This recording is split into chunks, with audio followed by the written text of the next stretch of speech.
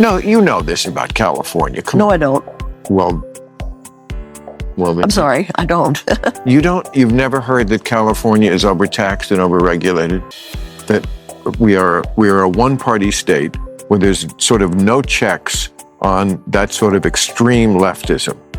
And what do you think? I don't for a minute consider California a state that is extreme leftist. Not at all, not any way. Well, that shows where your politics are. That's not where mine are. I'm sorry to tell you, is because that, I've been saying this on my show, there is two parts of the Trump coalition. There's about a third of this country who always loved the hard right wing. Mm-hmm. That's the Birch Society. We're old enough to remember the John Birch Society. I had family members who were John Birch. Really? Mm-hmm. In this video, Bill Nye engages in a heated exchange with a guest whose bold comments quickly spark a fiery conversation. What starts as a tense discussion soon escalates when the guest makes a surprising statement that sets everything in motion. Maher steps in with his trademark clarity and composure. You know how he rolls, precise, insightful, and always ready to break things down. He carefully dismantles the guest's argument with a sharp mix of logic and wit, delivering one of those signature moments that fans will instantly recognize as classic Maher. The debate dives deep into major issues like freedom of speech, accountability, and the risks of extreme ideology. While the guest struggles to defend their views, Maher remains calm, focused, and unyielding. Love him or not, you've got to respect how effectively he makes his points. If you're into raw conversations, thought-provoking exchanges, and seeing bold ideas challenged head-on, this is a must-watch. Don't miss it. Hit play and witness one of the most gripping cultural debates of the week. And these were people who were happy when Kennedy got assassinated. They became the birthers. They became the Tea Party. There's about a third of this country that's very hard right. Mm-hmm. Of course they love Trump. When he left office, he had an approval rating of 34%. So he really only had those people. Mm-hmm. Why is he now tied? Because the other part of the coalition are people who, they don't really like him that much. Mm-mm. They just think the far left has gone so nutty on so many issues. That's what they're being told. That's what by people like you. Because it's true. You think the far left does nothing crazy? Oh, I'm sure they do. Oh, well then... But I don't know, who is the far left? What do you mean when you say far left? I mean, I could give you a million examples. Yeah, well, give me one. Okay, the NAACP... You think the NAACP is far left? Could I finish my sentence? Yes. You asked me for an example. Yeah. The NAACP last year issued a travel advisory. That's like the State Department does to go to, I'm sure when you went to Vietnam, they were advising you not to. There's a war on. I didn't talk to them. I don't have no right. I know, but a travel advisory. Yeah. Today we have them for very dangerous countries. Yeah. Don't go to North Korea. Don't go to Iran. Let's take a moment to talk about something that often gets overlooked in today's cultural debates.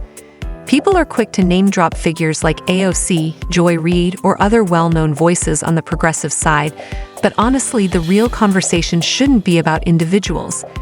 It's about the ideology behind the movement. Far-left thinking isn't just about who's trending on social media or what a TV personality said. It's about the broader set of ideas, policies, and worldviews that are gaining traction. And here's where it gets more complex. Sometimes even critics of the far left unknowingly support ideas that stem from the same framework. Take Bill, for instance. Sure, he frequently critiques aspects of modern progressive culture, and sometimes he makes valid points. But that doesn't mean he fully aligns with conservative values. His stance on abortion, for example, reveals a deeper inconsistency. Acknowledging the gravity of the issue, yet still supporting it. This highlights a kind of moral ambiguity that often emerges when ideology overrides clear principles. This conversation is bigger than any one host or guest. It's about the ideas that are being normalized. Platforms like The View or even Maher's show may occasionally criticize progressive excesses, but more often than not, they continue to amplify ideas closely tied to that worldview. And these ideas influence everything: media, politics, education, culture. So instead of focusing on individual names, we need to step back and ask, what's actually being promoted? What values are becoming mainstream? And how are those ideas reshaping the way society thinks and functions? At the end of the day, the real concern isn't the personalities, it's the ideology. That's where the conversation should be. You know where they issued a travel advisory for black people not to go? Yeah. Florida. Every day there's stories like that just makes people roll their eyes and go, are you people nuts? Even if they don't matter that much, I don't think one person listened to this and thought, I can't go to Florida. But they just suggest something to the average person, which I completely understand, which is, wow, do you people ever find anything that's ridiculous? Do you really think men can get pregnant? You know, that kind of stuff. And I understand that a trans woman can get pregnant. That's different than a man getting pregnant.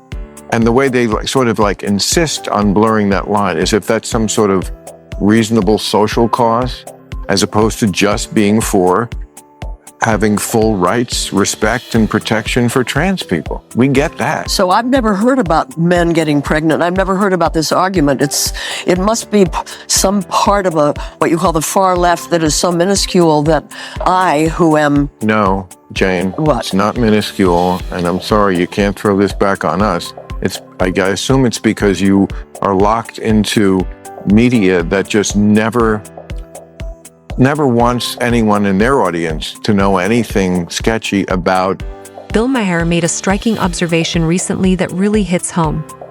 He pointed out that many people who vote for Trump aren't diehard supporters.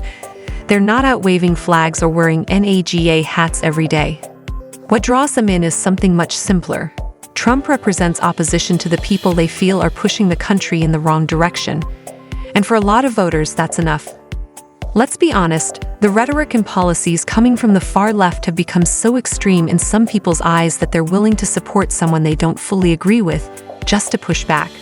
They see the possibility of someone like Kamala Harris stepping into power, and to them, that feels like a tipping point. Some even fear it could lead to serious instability, even on a global scale. And honestly, I relate to that. I'm one of the people Maher was talking about. I wouldn't label myself a diehard Trump supporter, but when I look at the alternative, it feels like there's no middle ground. The aggressive social agendas, the division, the cultural unrest, it's exhausting. It's not about cheering for one side anymore. It's about resisting what feels like chaos. This is the heart of our current political divide. People feel backed into a corner. It's no longer a matter of policy debates or differing visions for the country. It's become a matter of survival. That's what Maher was highlighting.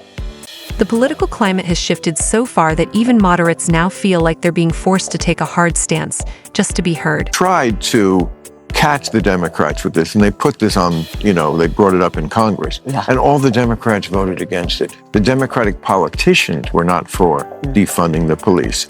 It's that radical fringe that has captured a lot of the media, academia, some of these cultural institutions that are not liberal anymore by my old school liberalism. The ACLU is all about free speech. They don't really believe in it anymore. They believe, in one of their chief people who is trans said, I will die on this hill of banning this book, which was a very reasonable book about a subject that's still debatable.